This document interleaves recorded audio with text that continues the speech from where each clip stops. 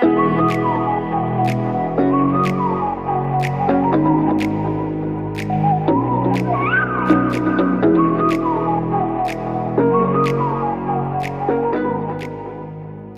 you wonderful people, Mad Mick here with a new update to a Zontes 310 scooter. It's an upgrade cable to an original cable. This video actually shows you how to fit it, but it's in Chinese I'm afraid because it's the only one I can get. The new cable length is slightly longer than the original cable length, which was getting snagged.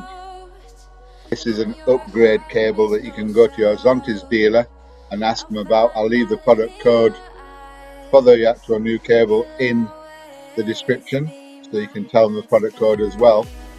But this cable is an upgrade cable.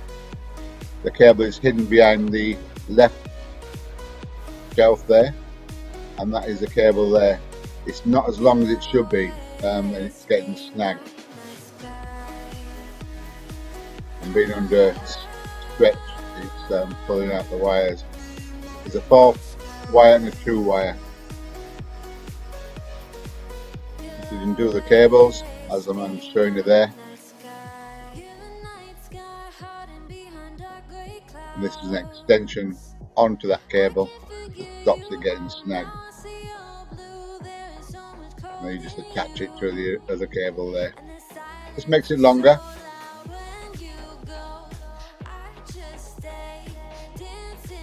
Once they're in, you can group them together and cable tie them, as this man is doing here.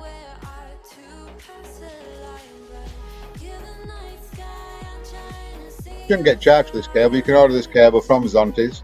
You can do it yourself if you want to. It's quite easy to do, as the video shows. And all it is, it elongates, makes the cable longer.